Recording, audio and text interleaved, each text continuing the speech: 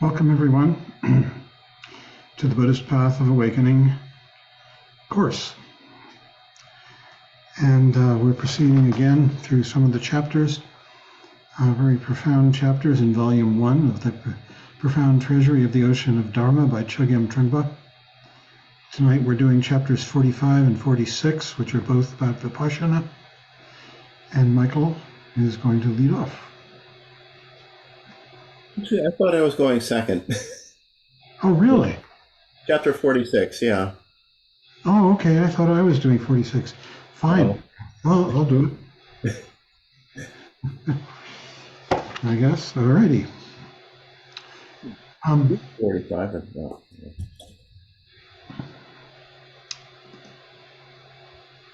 So, chapter 45, The Art of Everyday Living. Let's start out by doing some Vipassana. So, I'd like to see everybody. And go to gallery view. Take a good posture. Eyes open. If you can, a good straight back. Doesn't really matter too much. It's more of your mind is what's more important. And you bring your mind into this space right here and now. It's one with the space. Anything and everything that appears. Thoughts can come and go, but your awareness is right here, in this room, with this computer screen in front of you, this sound coming out of it, the feeling of your body on your chair or your cushion, whatever you happen to be sitting on, resting on. Probably no smells or tastes, although you never know. But all of these things coming and going, the knowables, and we rest our minds in space, one with this space, in which inhabit all the different sense perceptions, the five senses and mind, thoughts, emotions. This is Vipassana. It's effortless. One simply comes back to it. You go off into thought and find yourself dreaming, realize you're dreaming, and you're back. We can see thoughts come and go. No big deal. They just come and go. And here we are, always, in this place, this space. This is Vipassana, and it's really the beginning of the most profound of all meditation experiences, all the way through to Tantra and enlightenment itself. So, Trungpa Rinpoche starts out this chapter by noting that with this kind of practice, we begin to have a greater appreciation for art, for artfulness, for how to handle ourselves in our body, speech, and mind. I think of the way Trungpa Rinpoche used to handle a glass of scotch. There was always such extraordinary awareness, or the way in which a cigarette went between his fingers. There was always such extraordinary awareness. I remember one time he had a glass of scotch on a table, and somehow he knocked it off onto the floor. Everybody was shocked. And he just grinned because that shock was a reaction to the extreme awareness that we all were participating in with him. His awareness of the space, of the glass, all of us, this silent, clear knowingness.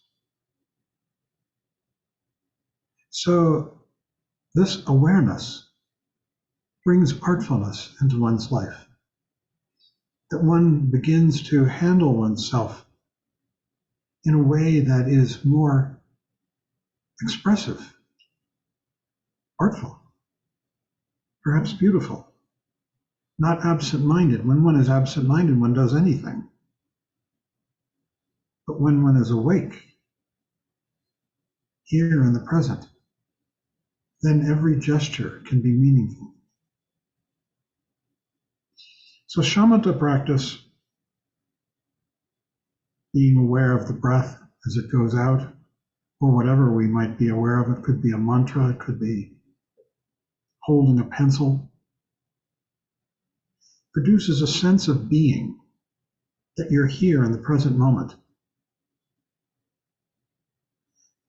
Confidence, or rather vipassana, produces confidence in how to be here in the present moment, relaxed, awake, intelligent, communicative.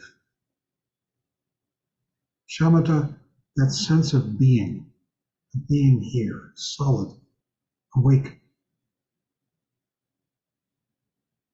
Vipassana, the sense of artfulness, of communication.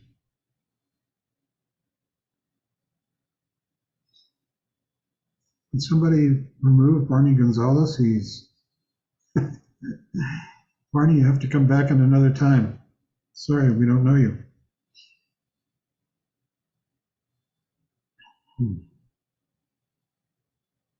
So we find that we're surrounded by all sorts of possibilities of expressing our artistic inclinations.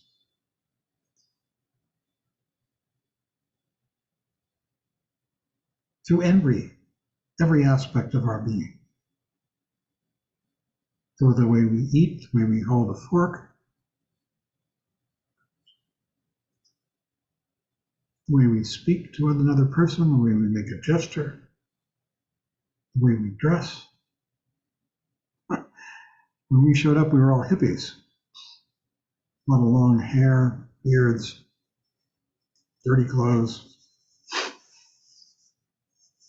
Rinpoche took us on shopping expeditions. I remember there was a men's clothing store in Boulder called Livoni, and going there with him and evaluating ties, men's ties. And what he said is that a striped tie was aggressive, which is not bad. You might want to wear an aggressive tie if you're in a business situation. It sort of sends out a message of stand back. Whereas a patterned tie, like a foulard or whatever it might be, is seductive. It draws the person in. And he pointed out that when you wear a sport coat or a suit coat and you put a pin on the lapel, it attracts the person's attention. So it has an effect. It has a power effect. And we all started wearing pins on our lapels and starting businesses so that we could afford the suits and the ties.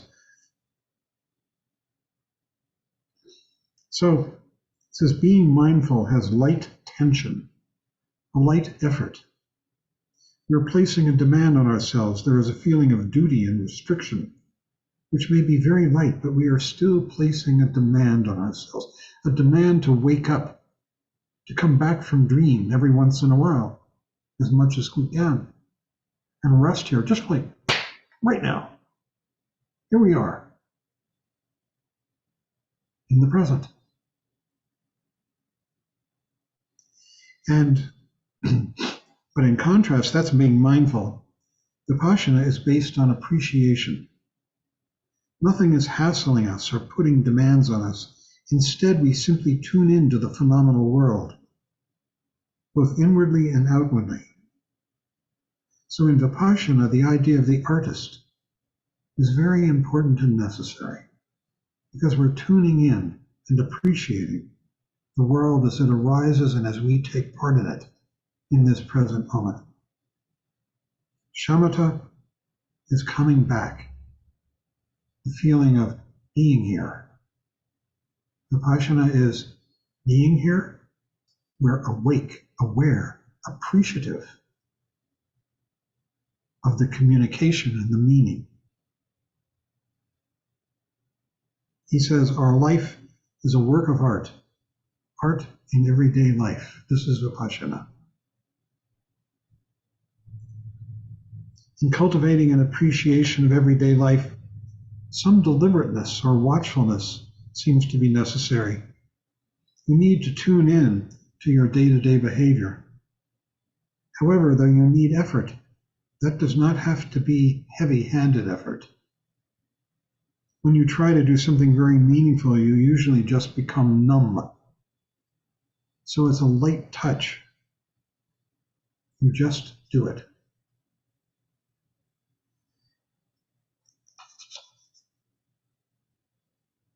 So to create a work of art, he says, you need a feeling of watching yourself and your awkwardness. You see yourself being awkward. And you need a sense of humor, which makes the watcher less serious as watcher of the awkwardness.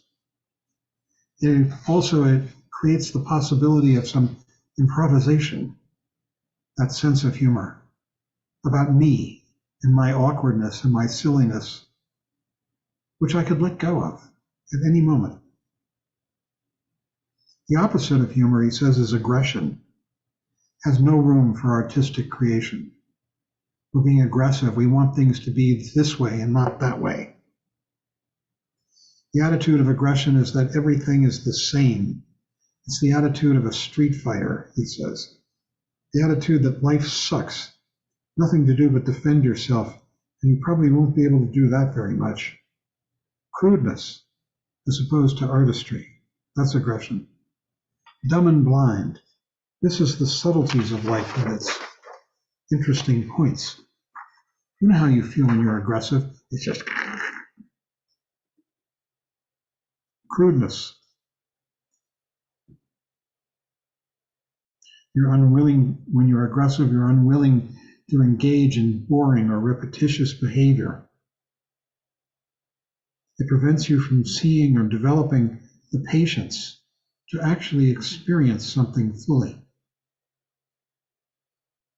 The genuine artist, the practitioner of Vipassana, overcomes aggression and impatience and rests in awareness. And then he says, artistic training and meditation practice both require patience and discipline. You need to realize that your training and discipline are your possessions, and you can do with them what you like. Your training and your discipline are your possessions, and you can do with them what you like. We are free to create something lovely, express ourselves, have fun. It is the same with the wisdom of the lineage. That wisdom is handed down to a particular lineage holder. We are getting it. But that lineage holder exercises his or her own authority regarding how to present that wisdom to a particular generation in a particular situation. The artistic and meditative traditions of the East have always been very orthodox and conservative, involving a long and painful training process. In the West, particularly in the 20th century, people don't want to go through such training. But that approach is very chancy. That's why we meditate every day. The problem with the quick training approach is that it's marked by impatience, aggression, self-gratification, wanting to get something. And you get swept up by the speed.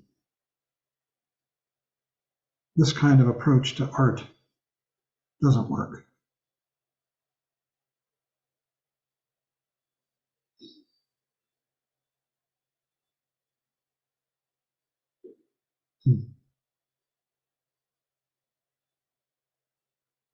He says the desire for speed goes against the natural pace of the cosmos. You want to see summer and winter. That kind of childish unreasonability could be eliminated. Your approach to meditation could also be based on speed and aggression. And that situation is pretty much hopeless. With genuine practice, you push yourself and follow a definite discipline, but there are no promises. You just sit. And if you don't get it, bad luck. And you sit some more.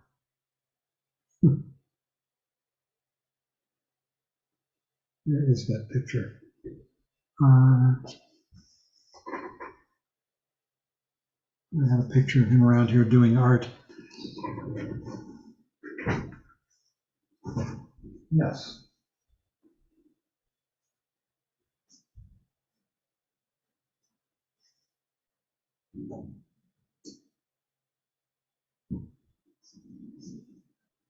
Rinpoche was an artist, he was a painter, a calligrapher, also very serious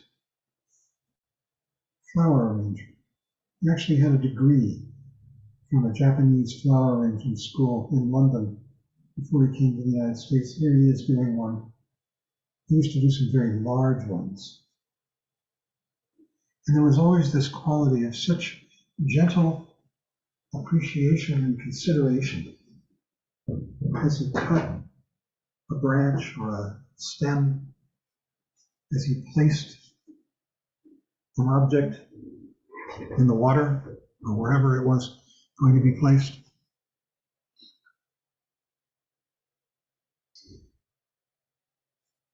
He was a poet and an artist, and this was entirely consistent with him being a meditation master.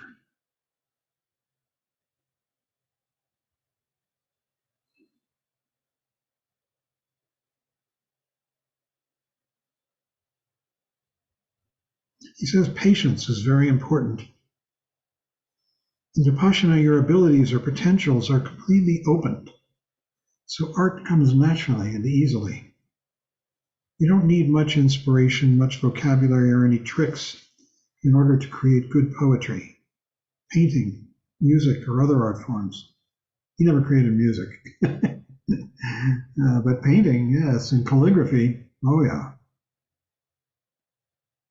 I don't know where it went. Oh, it went to Naropa.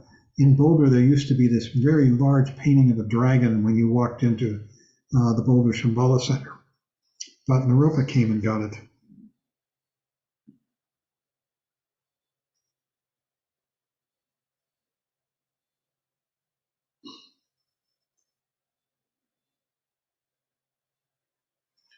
He says,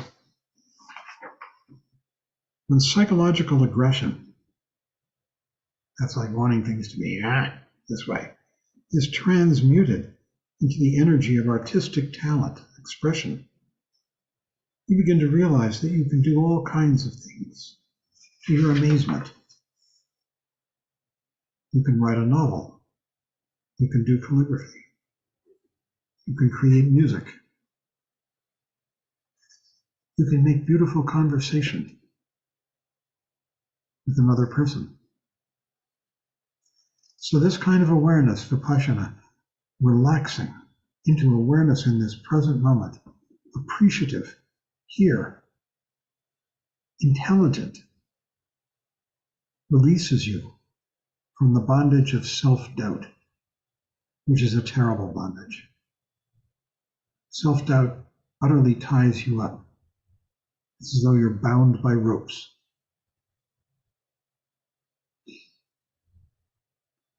He says the Vipassana experience of art also includes relationships with other people. It has to do with how to communicate, how to speak, how to cook, how to choose your clothes in a shop, as I described, how to select food at the supermarket. We used to go on what he called yun expeditions. Now, many of you don't know what yun is. It's spelled Y-U with an umlaut, 2 dots over the U, in, yun. I'm going to tell you, I just introduce it. This is a tantric concept. Yun has different levels.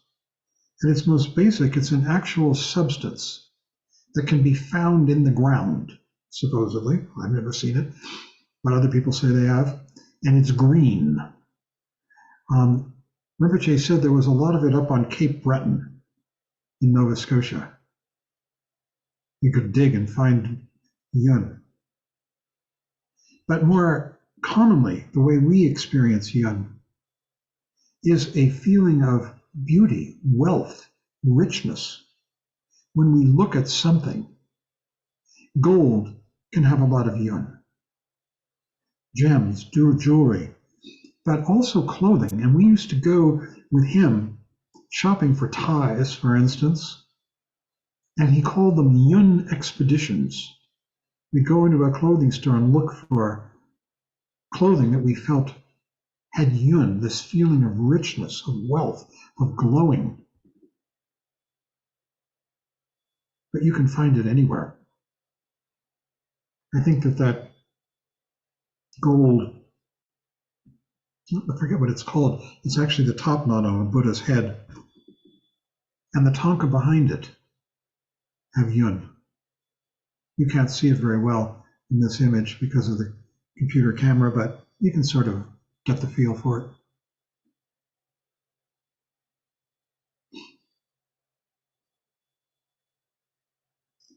So he says gentility, true gentility,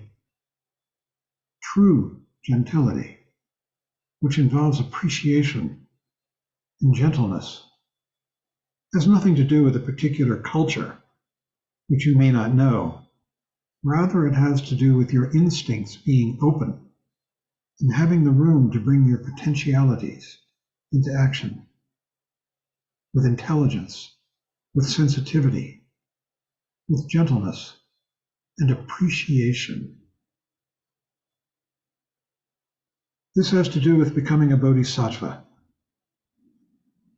the most supreme, the highest society person you could ever imagine. He says the bodhisattva is known as the great host, the ship, the bridge, the highway, the mountain, the earth. You don't have to start that grand, but you can start on the practical level of developing your awareness of that potentiality or possibility.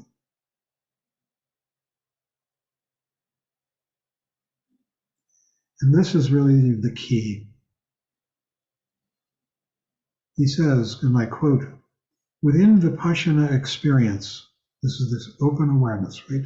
Full of appreciation, is the awareness that everyday life is a work of art if you see it from the point of view of non-aggression and appreciation.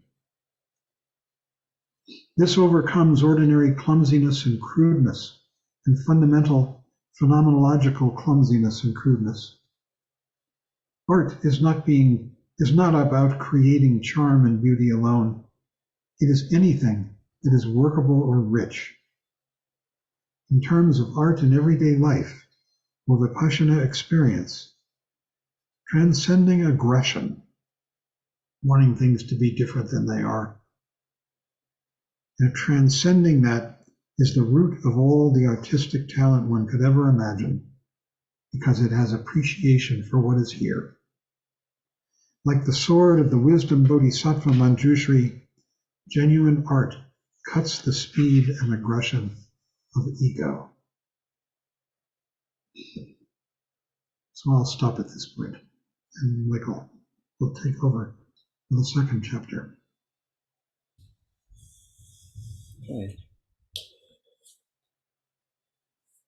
So, in the chapter that John just discussed, the qualities of Vipassana that relate to appreciation, noticing, non-aggression, were really brought forth. Whereas in the chapter that I'm going to talk about, the qualities of Vipassana related to knowing, understanding, clear, superior seeing, which is the very definition of Vipassana, is really more what Trungpa Rinpoche talked about, as well as the experience of inquisitiveness, curiosity about things, openness to things. So this chapter was titled Glimpses of Emptiness, chapter 46. It was unlike many of the chapters in the Profound Treasury, this one is not based on several talks, but actually a single talk from the 1974 seminary. And the title there actually was Categories of Vipassana rather than Glimpses of Emptiness. But so what we're doing here is learning something about Vipassana so that we can recognize flashes of Vipassana that happen in our experience. The more we understand something about what Vipassana experience is, the more we're able to recognize that when it occurs in our meditation practice, as well as in post-meditation. And sometimes Trungpa Rinpoche talked about Vipassana as largely a post-meditation practice. He begins the chapter by talking about the importance of Vipassana. He says that to understand Buddha Dharma, a person must meditate under the guidance of a teacher and be properly trained in Vipassana. And again, to say more about the importance of Vipassana practice, he says, without an understanding of Vipassana, such discoveries as the Four Noble Truths or egolessness cannot be completely comprehended or experienced. And then later he'll talk about that Vipassana develops on the basis of some understanding of egolessness. So there's a back and forth between Vipassana meditation and the realization of egolessness. I'll say that in presenting some of the different categories, he really just gives a few hints about what some of them are. And they come out of different traditions. As he mentions Burmese Theravadan style meditation. He talks about some experiences that derive out of Japanese Zen meditation. So basically, there are different experiences that people might have based on the descriptions from different schools. So it might be a little bit, it may seem contrasting, but overall, I think they're really talking about the same things. So again, the importance of understanding something about these various categories that he presents is that it's useful in recognizing what occurs in our experience. One of the first things that I was told when I was learning about meditation practice is really the essence of Vipassana is, again, as John said, effortlessness. That essentially, whereas with shamatha, there is some effort to come back, there's effort to recognize when we're not present, that the essence of Vipassana is really allowing it to occur when it does. That when we have moments of openness, when we have moments of clarity, when we have moments of awareness, that we're actually able to just rest in that rather than stirring up more thoughts, or if we were really to take too strict an approach to shamatha meditation, to see it as distraction rather than genuine experience. So with that, he talks about a couple of different types of categorizations of Vipassana. The first one he talks about is lower Vipassana, which he says is a shamatha type of experience of Vipassana based purely on concentration. And I think what he's talking about here is the very beginning experiences of Vipassana that a person has as the mind begins to settle, and there are moments of vivid clarity, just vivid, clear perception of things. And again, with that, there's the beginning of the experience of the real knowing quality of Vipassana, that we know what we're seeing, we know what we're experiencing, we know that we're present with it, we know what we're tasting, we know what we're feeling. And that there's no doubt because it's direct experience. And then with higher Vipassana, he says it's more inspirational based on such insights as discovering the Four Noble Truths. So when he's talking about discovering the Four Noble Truths, in this sense, what he's talking about is actually coming to understand the Four Noble Truths in terms of our direct personal experience. That the idea of, for instance, the truth of suffering isn't something external to us or just purely an intellectual concept, that we actually come to see what it means in terms of our lives. And that with this, we begin to understand something about the nature of attachment, the nature of desire, the nature of aggression when we make demands on the world. All of this becomes more and more vivid personal experience. And it becomes easier and easier to begin to let go because we begin to understand how grasping after things brings pain, and how attachment and how making so much demand and trying to exert so much control over the world leads to so much struggle. So that again, our sense of the Four Noble Truths, the truth of suffering, the truth of the cause of suffering in terms of the belief in ego, the truth that there's a possibility of cessation, which we begin to see as we begin to let go of the struggle, we begin to let go of clinging so tightly to personal identity. All these things begin to become real. So again, there's a knowing quality to Vipassana, not in a conceptual sense, but in the sense of direct experience, direct seeing, superior seeing. And that with this ability to see more clearly, there's our ability to let go, our ability to relax deepens and deepens. So that we begin to really make some kind of identification with the Dharma. We begin to make some kind of identification with the teachings, and it becomes increasingly true to us. Ultimately, it's said on the Hinayana level that the real discovery of Vipassana is realizing the three marks of existence: suffering, impermanence, and egolessness. So that again, we're not fooled by the mirages of samsara. We're not fooled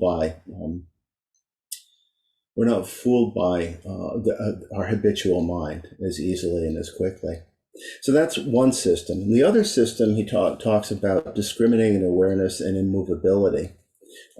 Discriminating awareness is the ability to see clearly, just to see things exactly as they are, and through that clarity to develop a definite mindfulness practice. And this is because we begin to be able to separate things out. We're not as muddied in our thinking, but we begin to just see clearly how things work, how our minds work. We begin to see how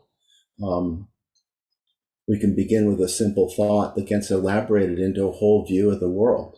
And that in many cases we create views of the world, views of things that are happening, views of things that people are doing that are completely just based on our thoughts, and that have only a very very loose relationship to what's really actually happening. And this again becomes clearer and clearer through meditation practice and through our study, that we begin to again develop a true discriminating awareness, the ability to separate things out and begin to see that there's a difference between what we might think and what actually is there. And as well, with this, we develop increasingly this clear and knowing quality. That's the essence of Vipassana here, the superior seeing. We begin to notice things that maybe we didn't pay attention to before. And in particular, we become increasingly clear in our practice about the difference between being distracted and not distracted. And that we begin to notice more and more that there's a distinct difference in our experience and in our behavior when we're present, as opposed to when we're lost in thought, lost in dreams, lost in our confusion. The immovability aspect that he talks about, which sort of relates to concentration that he was talking about before, he describes as a kind of absorption in which awareness is constantly present and stable and cannot move or shift.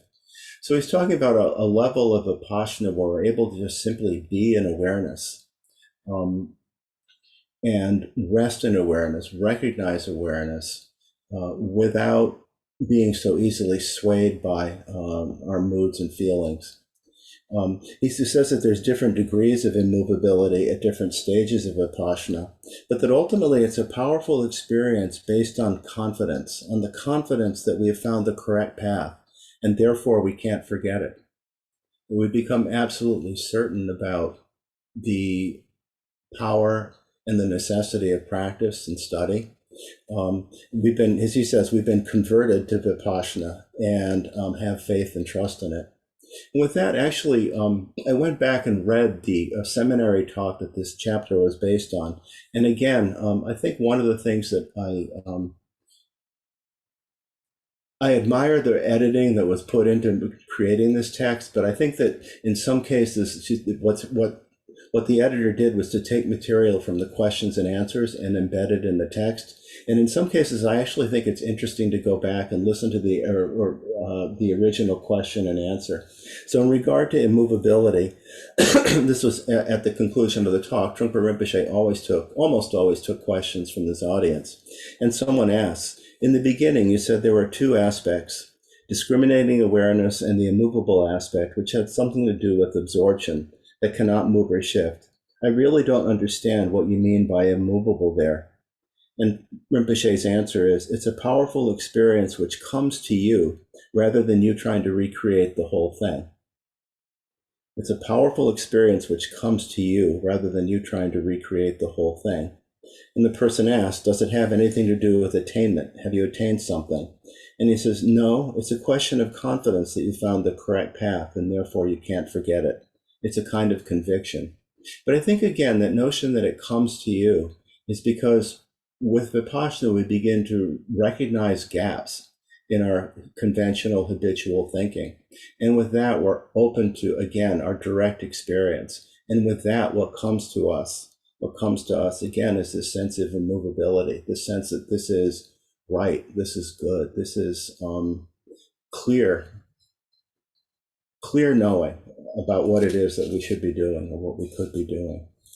So again, and this is what brings this sense of conviction, the sense of immovability in terms of our practice, our understanding, and our commitment to the path.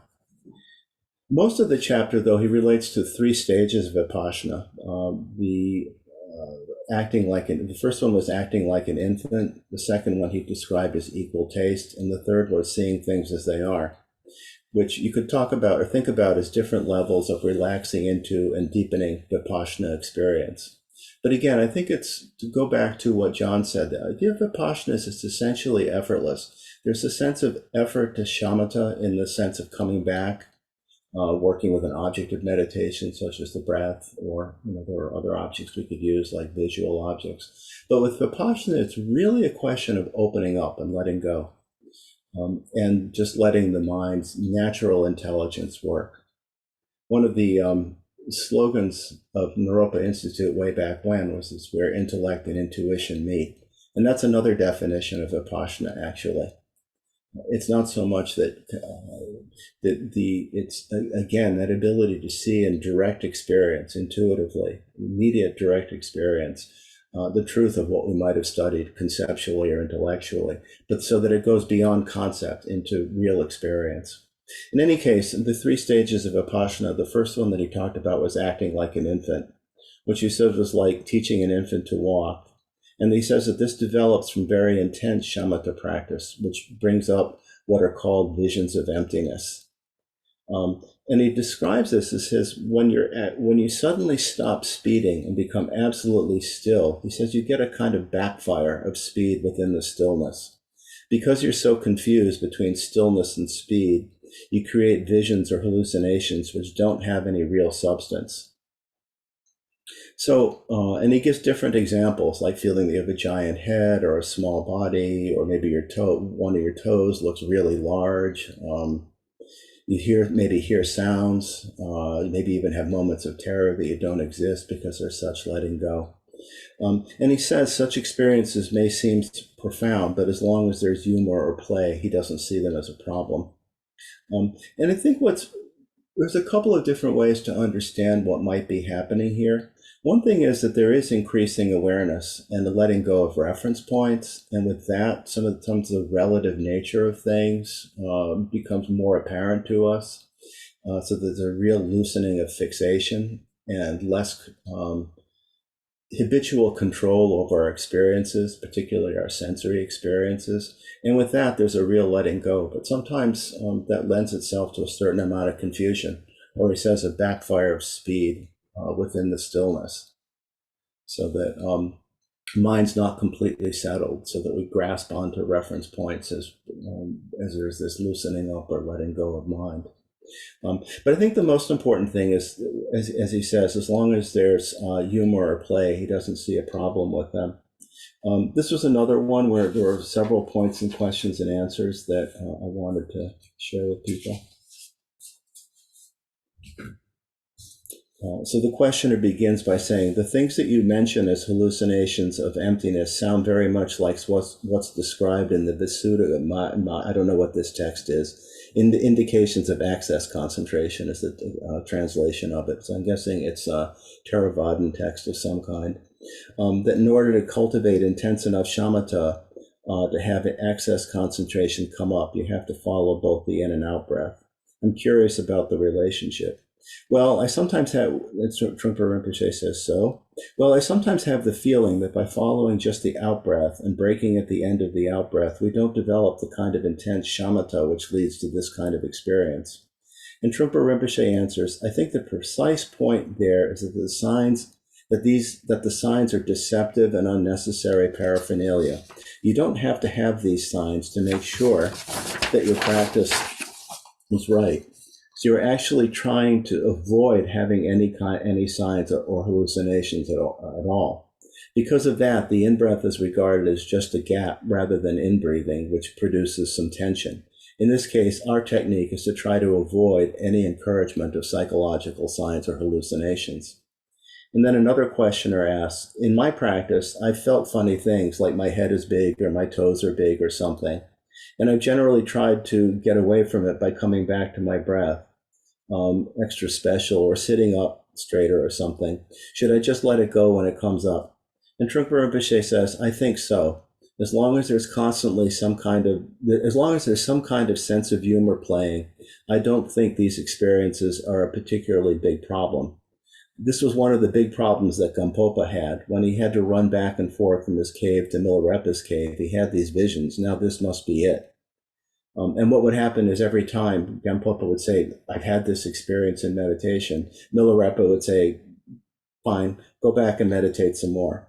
Go back and meditate some more. So basically what he's saying is that we might have these kinds of experiences, but that we should not become fixated on them. We should have some sense of humor and relaxation with that experience. Equal taste, he says, this is where we begin to experience the Four Noble Truths and experience the simplicity of awareness. So this is the second level. So that although the sensorial hallucinations might continue, they don't mean anything to you. So we're moving beyond any sense of picking and choosing. And there's less reference to ego or goal orientation or trying to accomplish anything in our in meditation. We're just coming back to just seeing. And he says, with this, there's a quality of one flavor or one taste. You've developed mental stability and are able to stay there with the practice. Because you're completely involved with shamatha, you also begin to see the simplicity and straightforwardness of vipassana and shamatha. You begin to see the simplicity and straightforwardness of vipassana. Shamatha and vipassana are combined.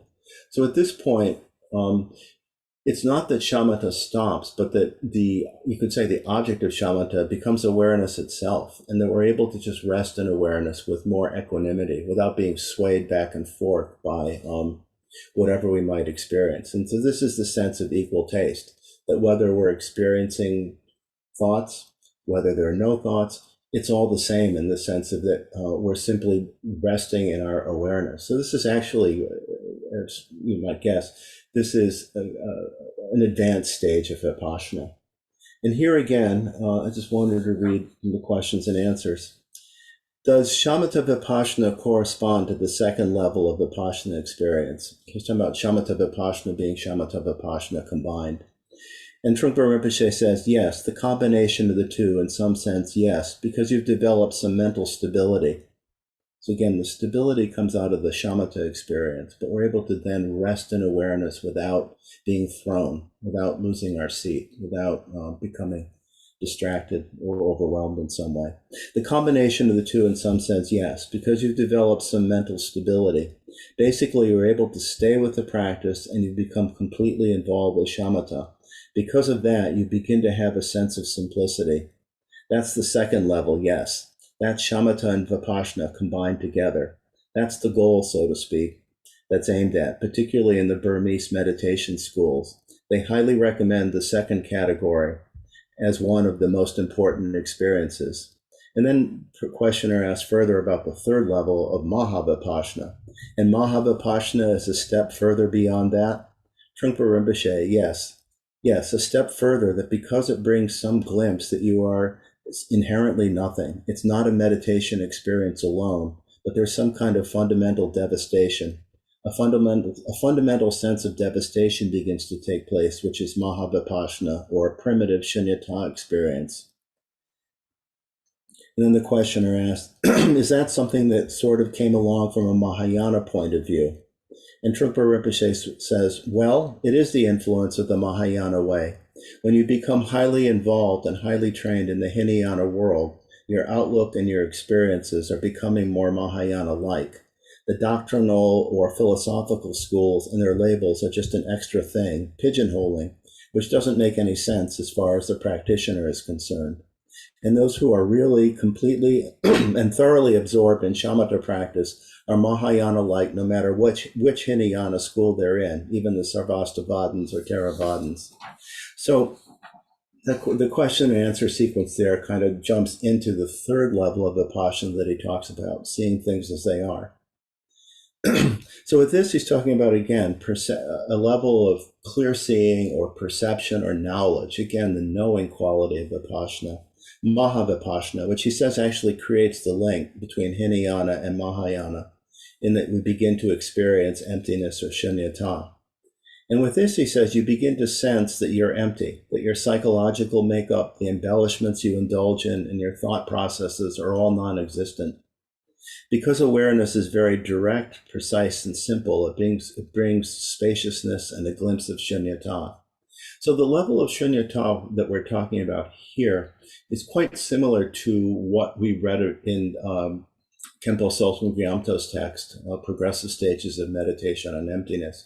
We're beginning to really get a sense of egolessness, beginning to really get a sense of the constantly changing, impermanent, insubstantial nature of ego.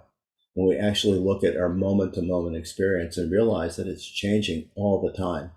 Our perceptions change, our feelings change, our intentions change, our attention wanders, all these things. And begin to realize increasingly that there's nothing really we can hang on to say, this is solid, this is it.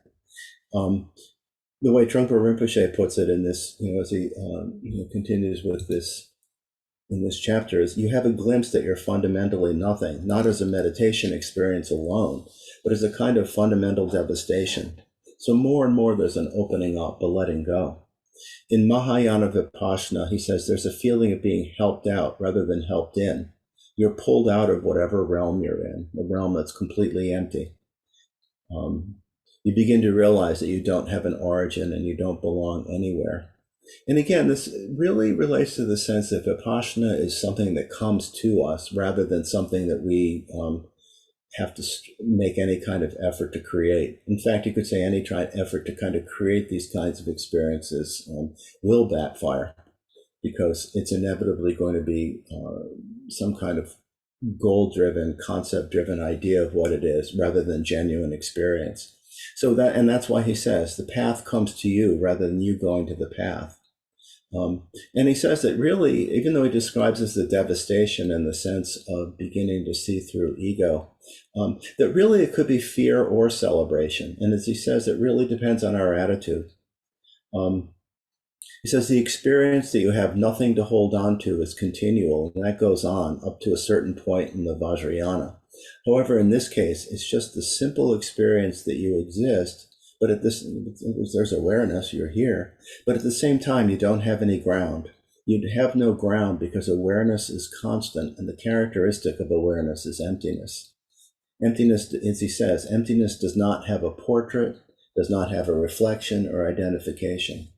So that we come to realize that the only constant, you could say, in our life is awareness, but awareness is ungraspable, changing all the time.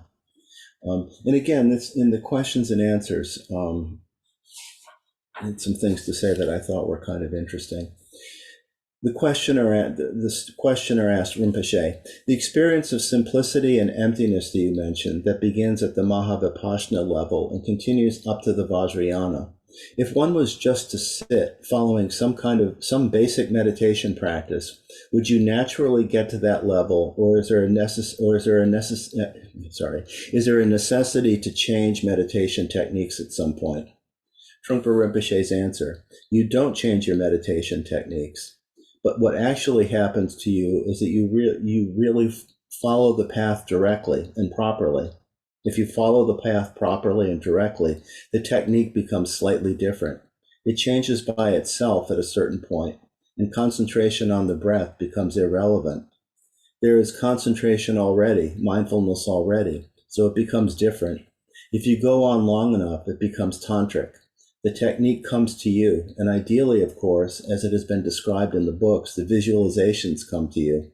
You begin to see harukas and you begin to become identified with them. So that's the idea. It's really an organic process. Nobody has to change their technique. The techniques evolve by themselves slowly as you go on. Questioner.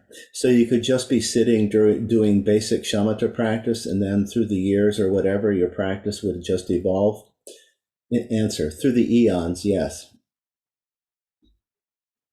So the idea is that as we relax in our practice, shamatha, if we allow it to occur, if we allow vipassana to occur, shamatha develops into vipassana. It comes to us rather than something we need to seek out. He goes on to talk about, again, this experience in Mahavipassana. It describes it as though you've been released. The closer you are to enlightenment, the less ego there is. Egolessness is the root of Vipassana.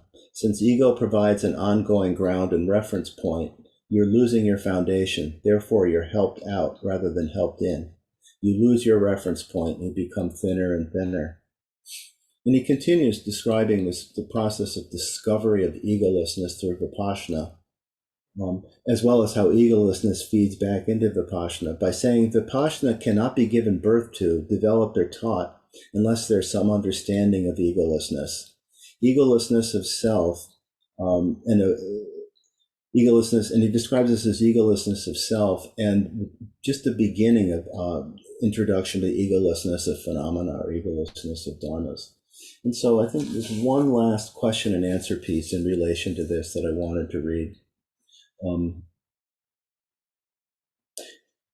The questioner asked Trungpa Rinpoche, I think you said before that shamatha practice or mindfulness practice could be part of the common path. And here you describe intense mindfulness practice as in some way or other naturally leading into vipassana. Presumably, this is happening in a Buddhist teaching environment. Now, suppose you were doing an awareness practice and you didn't happen to be connected with the Buddhist tradition.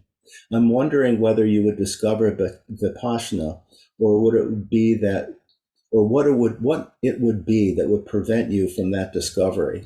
Suppose you were doing intense shamatha, not just concentration, but directed towards some sort of awareness. I'm wondering whether you would naturally discover vipassana, or whether there would be something about theistic biases you'd have in the background that would prevent you from discovering vipassana. I'm asking how the seed of vipassana develops. Trungpa Rinpoche. Well, the basic understanding is that vipassana experience cannot be born or developed or taught unless there is some understanding of egolessness. That's the whole root of it, which is why we talked about the two types of egolessness earlier on in talking about vipassana. You could develop shamatha independent of vipassana, which in ordinary people's language is simply the experience of concentration. It has been said in the text that even hunters develop shamatha by one-pointedness with the target. They develop their sense of mindfulness or concentration. But to shift from that type of concentration to a Buddhist type, even at the level of shamatha, you have to have some experience of or some feeling toward the teaching of egolessness. It's just about to happen, just about to present itself to you. So there is that possibility, and then you go on that way. So some realization of egolessness is an inherent aspect of developing vipassana, and it's through vipassana that we actually realize egolessness. So again, it's not a linear process, but an interactive process. In the chapter that we read, Trungpa Rinpoche says, in ordinary language, shamatha is simply the experience of concentration, so you could develop a form of shamatha independent of vipassana. But to shift from that to a Buddhist type of concentration, you have to have some feeling or experience of egolessness. You have to have a sense that there's that possibility. So again, I think it's interesting to see that piece in regard to the questions and answers that students were actually asking him at this talk. The reason that shamatha alone is not sufficient is that it's very easy to become attached to the peaceful quality of vipassana. I'm sorry, of shamatha. The shamatha can be a real relief from the sense of struggle. But the idea with vipassana is we want to open up, look, as Trungpa Rinpoche says, look further and develop that knowing quality that just develops naturally as we are actually able to relate to our actual experience on the spot. He says that Vipassana experience and practice is absolutely necessary to follow the Buddha's path and understand the Dharma. Both intellectually and intuitively, Vipassana is necessary. You have to make an acquaintance with yourself. You have to meet yourself to know who you are and what you are. Without Vipassana, you don't have any idea of who you are, what you are, how you are, or why you are at all. In other words, we end up just living in a dream world. We end up living in the world of ego. So as he says, it's very important and absolutely necessary to respect the need for the Vipassana experience and practice. So with that, the chapter ends on the same note that it began, by talking about the real importance of Vipassana and Vipassana experience in order to attain true liberation. So with that, I guess we have time for some questions and answers, or at least questions, maybe answers.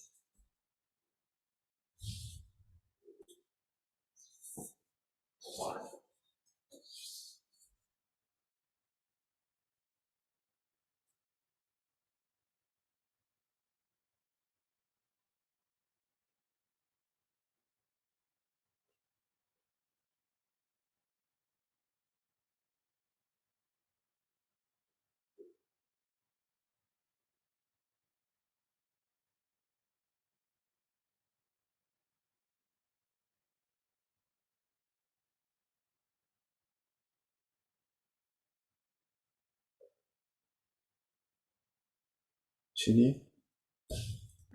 Hi, thanks, John and Michael. That's a wonderful presentation. I have a quote to share and also a question. I'll start with a quote. It's sent through a weekly, Weekly Words of Wisdom by Trungpa Rinpoche. And I think this was 2 weeks ago. So he said, there are numerous kinds of problems students might experience. Some with obscured minds are hindered by karma or the imprint of past actions.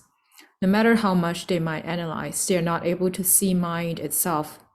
It is necessary for them to work at other practices for a while, particularly those for accumulating the collections of wisdom and merit and purifying obscurations that have been accumulated in the past. When they have done this, they are able to give rise to shamatha with a crisp and keen edge to it.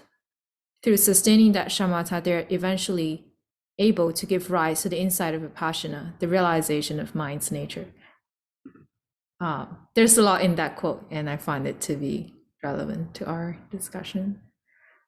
So my question is, how is the vipassana that Trungpa Rinpoche talk about, I guess, at a Mahayana level, or I guess Hinayana and Mahayana level, different from what happens at Vajrayana? Is there a real difference, or is it just a progression?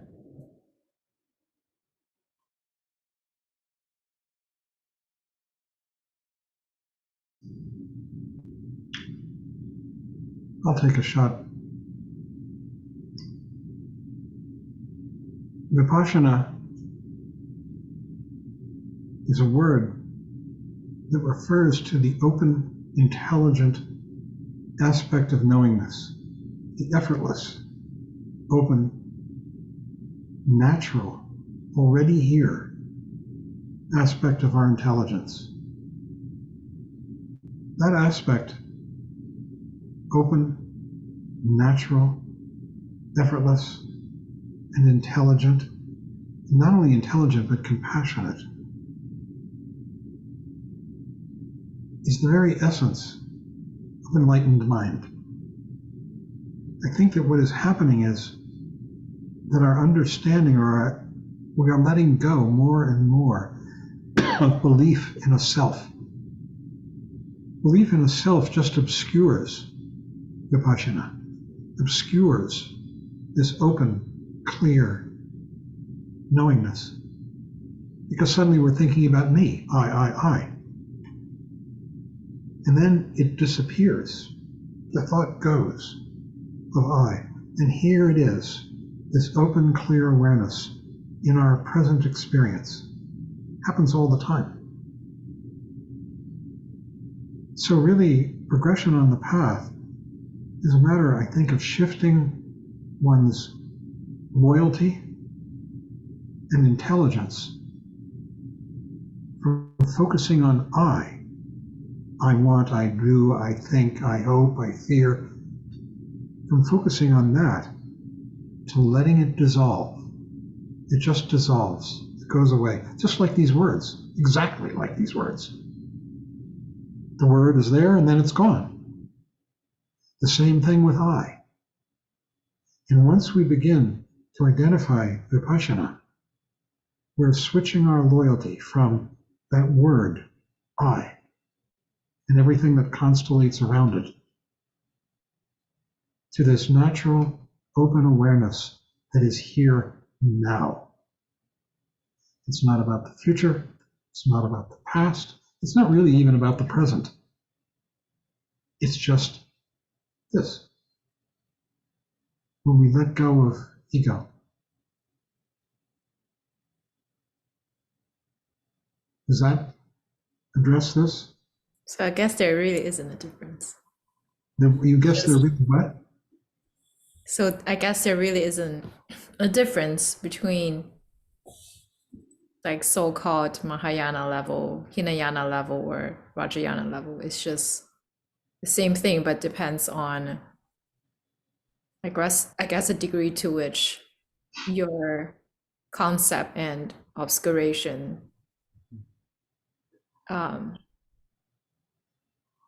puts a view on the enlightened mind, I guess.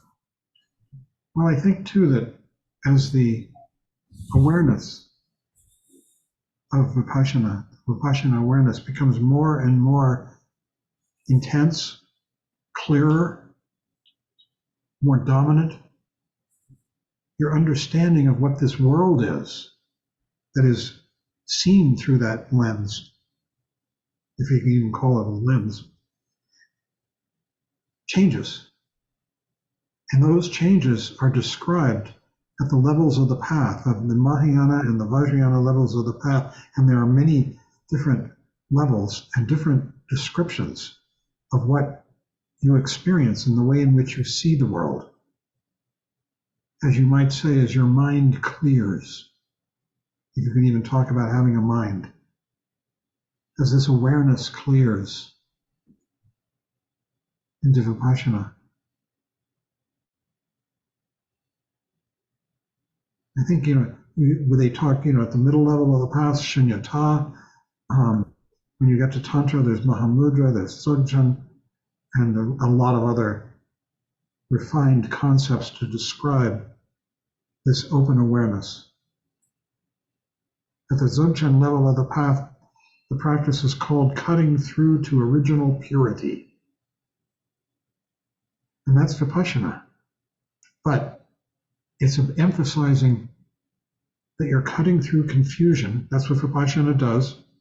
The confusion of I and other, and everything that is involved with them. And what original purity is this, that we're sitting in the middle of right now, in which we don't notice or regard as pure at the beginning stages of the path. But at the latter stages of the path, especially at the Dzogchen level, this is seen as being absolutely, gorgeously pure, empty of concept, vivid, sensually. Kadak is the term in Tibetan. Original purity. So you can see I think that it's, when we're introduced to vipassana, we're being introduced to the fundamental mechanism of enlightenment. It's just a matter of learning to trust it, of giving up self-doubt, of appreciating the world seen through that in that way. I'm going to stop talking and ask Michael to weigh in. This is so profound, this material. Yeah, it's a great question actually too. I'm glad you asked. But I agree with John. I think it is a progression. That's why I think in some of the questions and answers Trungpa Rinpoche talked about, in one sense it's the same technique, but at the same time it isn't, because it develops, it changes as we begin to open up and begin to see through. I think it's interesting that he uses the word inspiration for Vipassana here, because we begin to see something greater or different, at least, than what we're habitually connect with. On the level of, in the Vajrayana, it's really a complete identification with awareness. That it's not me and my awareness. It's just awareness, and there's no real separation at all. And there's just a complete identification with the awake quality of mind. On the Hinayana level, in particular, you work with it's just beginning to see through the false views that obscure that. A lot of it's beginning to see through. So that just traditional Hinayana is that there are mistaken views that we take as happiness what's really suffering, that we take as permanent things that are impermanent, and that we take as a self what's really no self. And as we begin to see through that, begin to let go of that, as we become freer, because we're not as caught up in a distorted way of looking at things. We come to realize, and again, that's why I think it's in the Hinayana chapters, he talks so much about realizing the real truth with a capital T of the Four Noble Truths. But on the Vajrayana level, we just go right there. I mean, it's, there's no, it's just a complete identification with awakened mind. And here we're talking about just beginning to discover that and beginning to see through the things that cover it over or obscure it. And that's why, in terms of what John was talking about, the original purity, it was pure from the beginning. It's always been pure. And everything that covers it up is not intrinsic to it. It's like, something that, like something could just be cleared right off, or actually just seen through.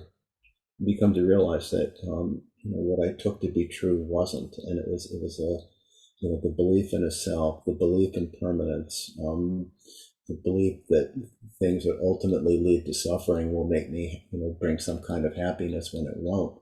Begin to see through all those things on the Hinayana level.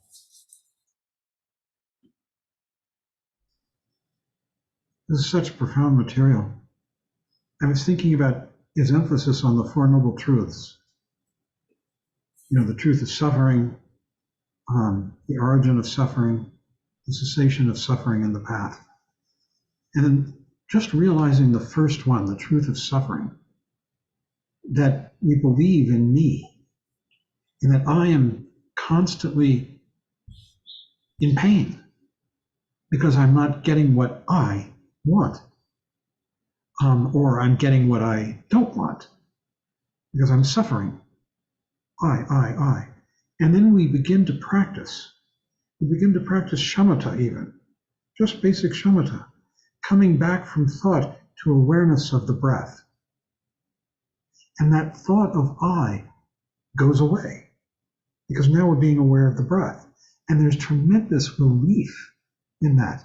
That's why shamatha is called, shine in Tibetan, abiding in peace. We begin to discover the peace of egolessness, of letting go of me, I, with all of its problems, hopes, and fears. And we come back to this awareness, this pure, simple awareness, and it just goes on from there. The first noble truth, that there is suffering, and we begin to understand how it happens, the suffering, and how we can mitigate it, alleviate it, get rid of it even through meditation. through simple shamatha meditation, much less vipassana. When we practice vipassana, this clear, open awareness of space, there's no I. If I comes in, the vipassana is tainted or dirtied or not there or something. But when we have real vipassana, awake awareness here and now, the thought of I has evaporated. So we're beginning to learn the Four Noble Truths as we practice these things.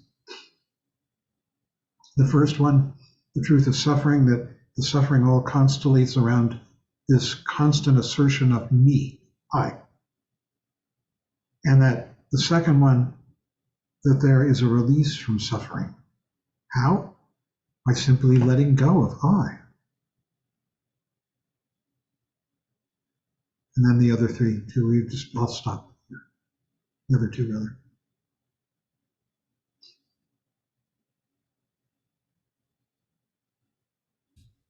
Barry?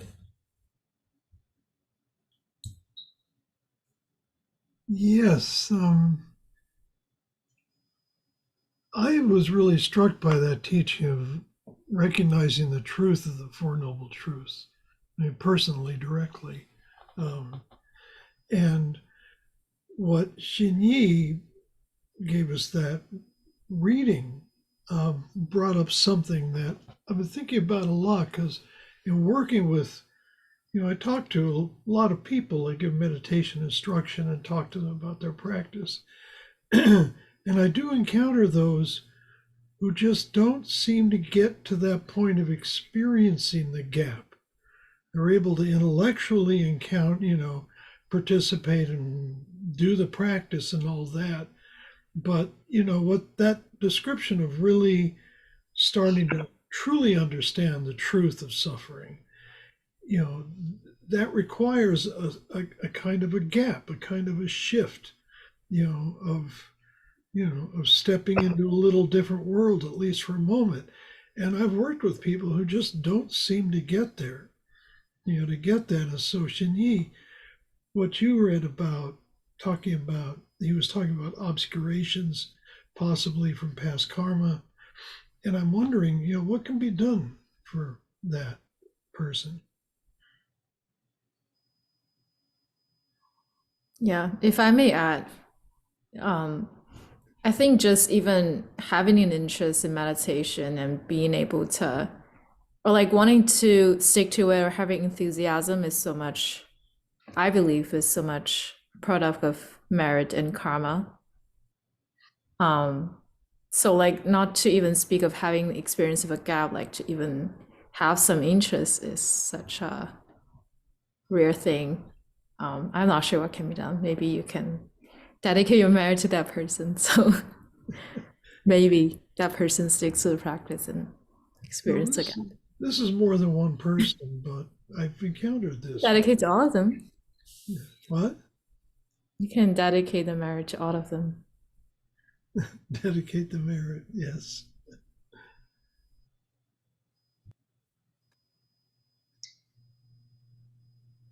Fred?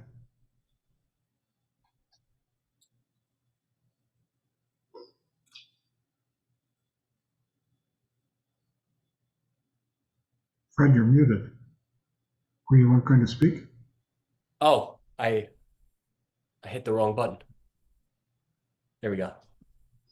Yeah, it was that direct experience of suffering has been coming up lately, especially as I applied the technique of going back to counting the breaths.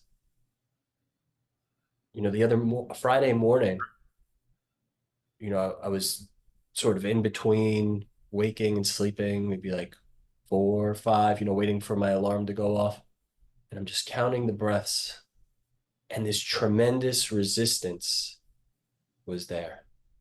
And what I've realized I'm like, oh, why am I so resistant to the breath, to look away from it? It's like a resistance to existence itself in some way. Like a very profound form of self-attack and suffering.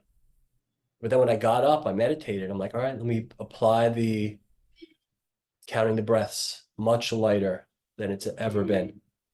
And then I'm like, all right, let me drop the counting. And I saw that natural progression. It was like learning how to walk again. So this is very, very profound here, especially applying the counting the breaths before the sleep. I don't know what it does to the subconscious. It stirs something up.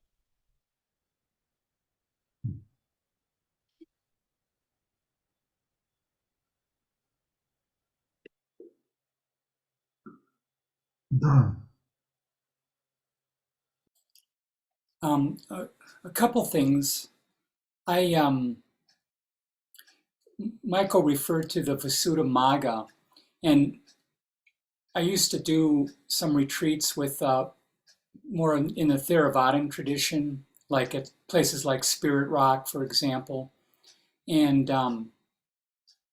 they're really into what they call the stages of insight, and one of the stages is, and they call it, some people call it maps. So they got it all mapped out. I can't remember which one is, there's a particular name for when you start having these altered perceptions, like your toe gets big or the floor starts turning into water and it looks like your feet are sinking.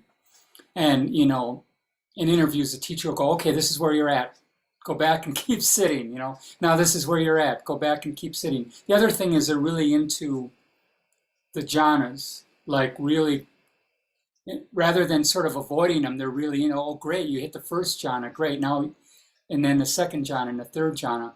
Anyway, I'm just sharing that because listening to some of the things touched on in the readings reminded me of that. And then your conversation just now made me think of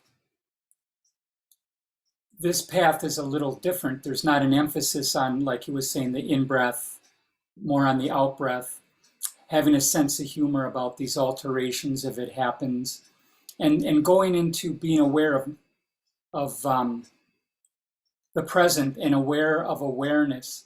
You know, it just makes me wonder if both traditions, the Theravadan and the Vajrayana, in a lot of ways end up at the same place, even though they may be taking some different routes. But anyway, the other thing is like Shini's quote, the first part of it, I thought I heard the person that she was quoting, Thrangu Rinpoche, say that people that can't have that appreciation of a gap need some external supports. I thought that was said, and I'm not sure what that means exactly, or what he's referring to there.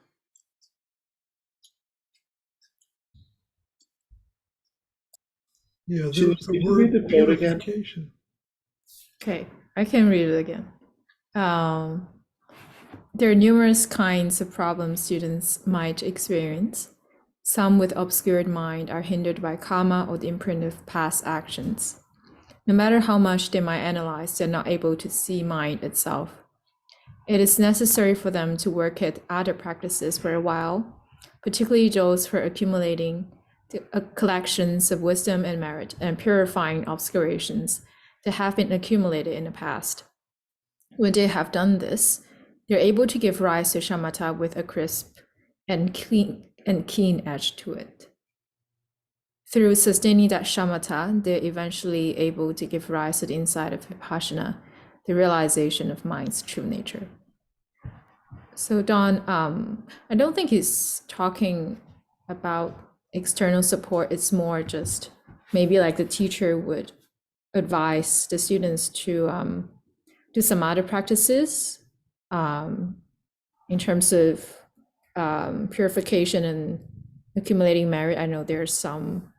What would that be? Do you know what an example of that would be? Those kinds of outer practices? I'm just guessing. So maybe like Vajrasattva mantra would be like purification practice, but that's also a tantric practice. So Because that's what I was wondering, if it had to do with creation and completion stage activity.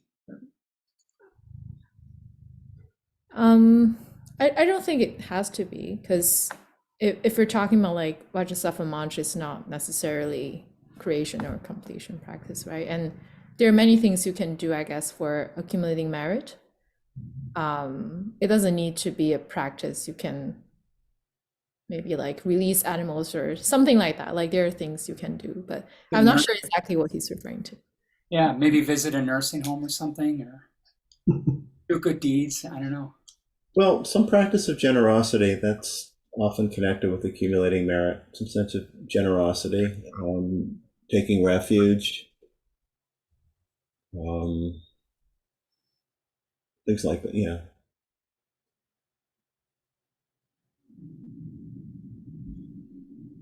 Philip?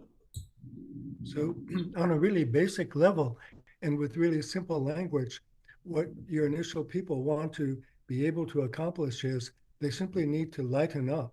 And some people cannot do that because they're buried under all of these burdens they're carrying around. So in simple language, they need to learn how to not be so hard on themselves. So in Buddhist language, maybe Maitri practice.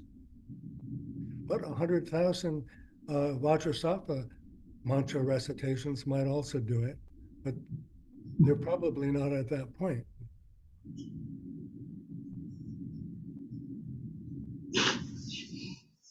Actually, Trungpa Rinpoche created an organization called Maitri, and it was for people who were suffering so much that they couldn't really practice in the way that is being described in these chapters. These people are in the minority, and Maitri was a residential facility where they could experience kindness being given to them. I never went there, but I had friends who did and became residents there for a while. Remember Maitri, Michael?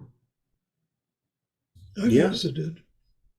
I did. Well, as part of the Naropa, I did the Maitri program a couple of times, but it was the Maitri rooms, I should say.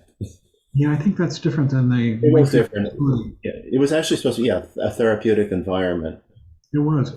And in fact, he created it in collaboration with Suzuki Roshi, who had students who simply weren't appropriate to be at Zen Center. They were suffering too much.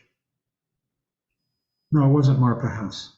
Marpa House was a residential facility for people who didn't have enough money to live better. But it was sort of a big boarding house.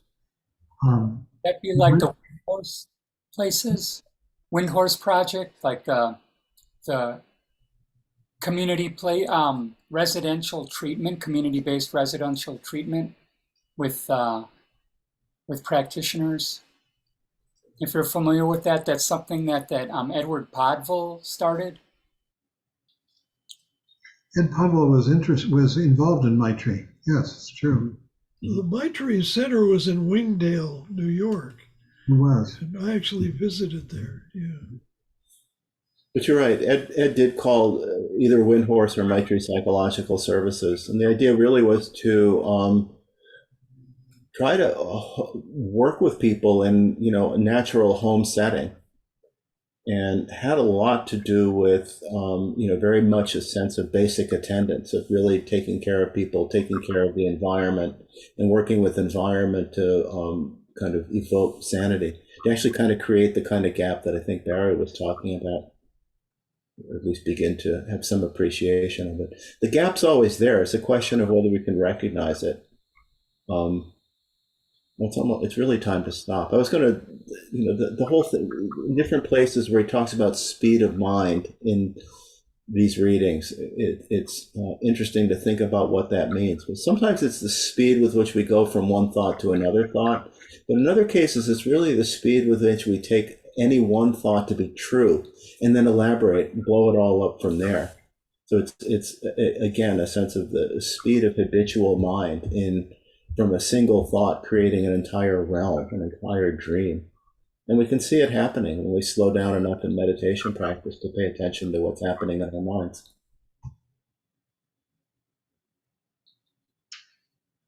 Well, we should end. And we can continue this discussion tomorrow, those of you who wish to. So shall we put up the chants and do the closing chants? Yep. Okay.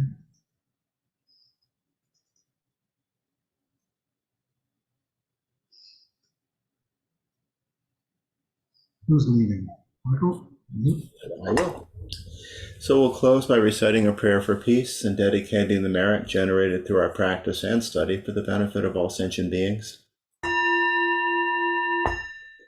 By the blessings of enlightened and compassionate ones, by the power of my positive actions of 3 times and my prayers of pure aspiration, may wars, conflicts, epidemics, and all other maladies dissolve in this world, and may the earth and all who live on this earth enjoy the abundance of well-being. May all learn to live lovingly with each other. By this merit, may all obtain omniscience. May it defeat the enemy, wrongdoing, from the stormy waves of birth, old age, sickness, and death. From the ocean of samsara, may I free all beings. By the confidence of the golden sun of the great East, may the lotus garden of their ignorance wisdom bloom. May the dark ignorance of sentient beings be dispelled. May all beings enjoy profound, brilliant glory.